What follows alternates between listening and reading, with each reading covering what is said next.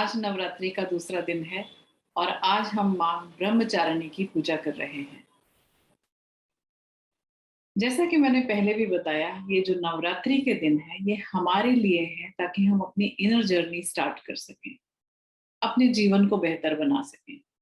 जो भी ये कहानियां हम सुनते हैं उनका जो मैसेज है वो बहुत इंपॉर्टेंट रहता है।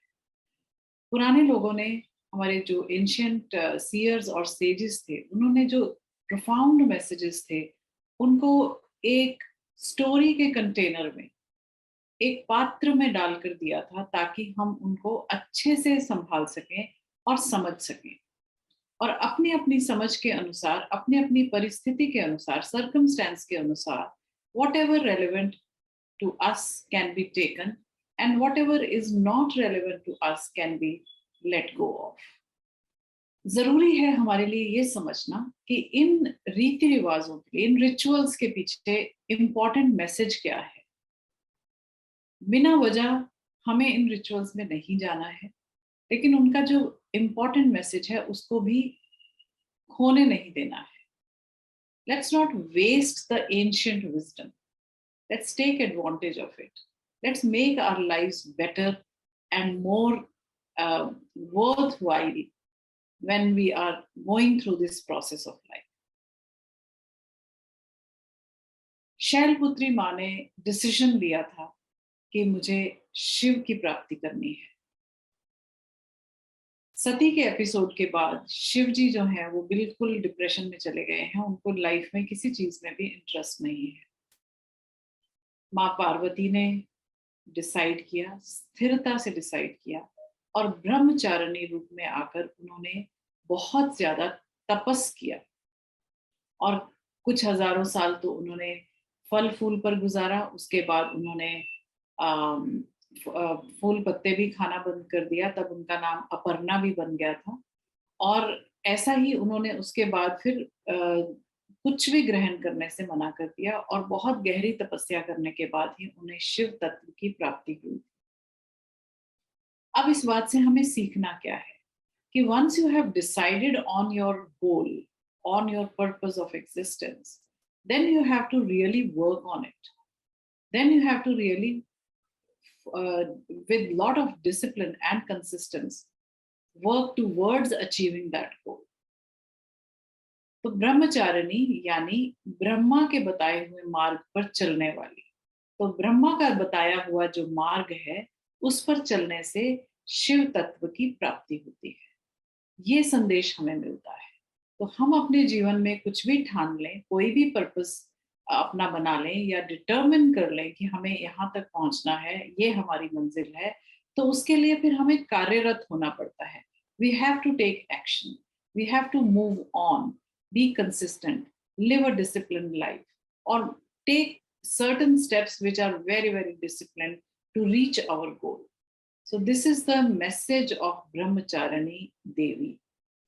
तो इसको हम फॉलो करेंगे अपनी लाइफ में, डिसिप्लिन से रहेंगे, और जो भी उस रास्ते के लिए चलने के लिए, उस रास्ते पर चलने के लिए जो जरूरी बातें हैं, जो स्किल सेट्स चाहिए, उन पर ध्यान देंगे। यदि किसी को सिंगर बनना है तो उसको रोज रियाज करने की जरूरत है। यदि किसी को बॉडी बिल्डर बनना है तो उसे हर रोज एक्सरसाइज की जरूरत है। किसी को अपने जीवन में बहुत सारी डिग्रीज चाहिए तो उसको रेगुलर स्टडीज की जरूरत है। जिस भी मार्ग पर हम चलें, उस रास्ते के लिए जो स्किल सेट्स चाहिए, जो डिसिप्लिन चाहिए, उसको फॉलो करने के लिए माँ ब्रह्मचारिणी से हम आशीर्वाद मांगते हैं और उसी रास्ते पर आगे चलते हैं। जैसा कि मैंने पहले भी बताया था कि हमारी जब ऊर्जा अव्यवस्थित हो जाती है, when our energies get unorganized, they give birth to asuras। वो हमारे ही पर्सनालिटी के हिस्से होते हैं। जैसे हायर वाइब्रेशंस भी हमारे ही जीवन का एक अंग है, लोअर वाइब्रेशन भी हमारे ही जीवन का एक अंग होती है।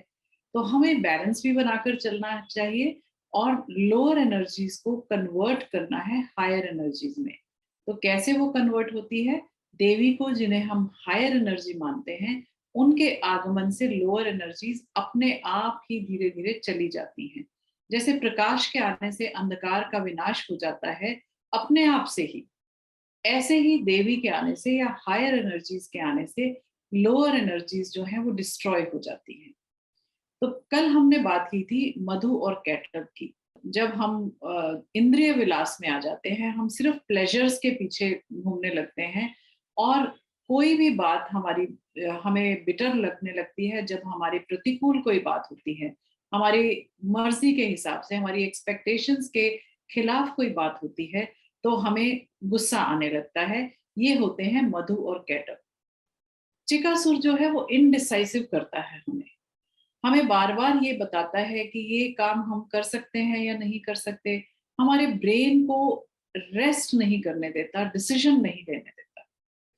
तो ये बताया तो जाता है कि ये महिषासुर की ही आर्मी का एक असुर है, क्योंकि महिषासुर की बात हम आगे करेंगे। उनके बहुत सारे सेनापति और बहुत सारे कमांडर्स हैं, और वो सभी जो हैं वो हमारी ईगो को पैम्पर करते हैं, आलस्य, और साथ ही साथ ये जो इनडिसिजन की जो प्रवृत्ति हो जाती है वो हमारी ईगो को पैम्पर करती चली जाती है कि हम ये कर सकते हैं या नहीं कर सकते, करेंगे तो इसका क्या फायदा होगा। हमारा जो ब्रेन है वो अपनी एक्टिविटीज को साथ में लेके आता है, और फिर पास्ट मेमोरीज को भी साथ में लेके आता है, जो पास्ट एक्सपीरियंसेस हैं उनको भी साथ में लेकर आता है। ये भी एक असुर होता है।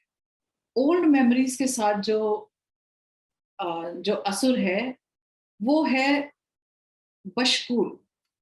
जब कभी भी हम पुरानी स्मृतियों में, पुरानी मेमोरीज में, जैसे फॉर एग्जाम्पल यदि हम बचपन में या कभी किसी समय पास्ट में फेल हो गए हैं, अनसक्सेसफुल हो गए हैं, कुछ एम्बैरेसिंग सर्कमस्टेंसेस आ गए हैं हमारी लाइफ में, तो हम बार बार प्रेजेंट में भी उन्हीं को याद करके we do not take any step further.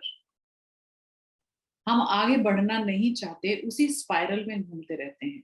तो ये एक असुर हो जाता है। और दूसरा असुर मैंने आपको बताया चिकासुर, जो हमें डिसीजन नहीं लेने देता, जो हमें बार बार अपनी इनएबिलिटीज का याद दिलाता है और इनडिसाइसिव करके रखता है मन। और देवी ब्रह्मचारिणी की शक्ति मांगते हैं, उनकी ब्लेसिंग्स मांगते हैं, ताकि हम अपने जीवन को डिसिप्लिन्ड वे में, डिसाइसिव वे में आगे ले जा सकें। Thank you so much for listening. I'll see you in another episode.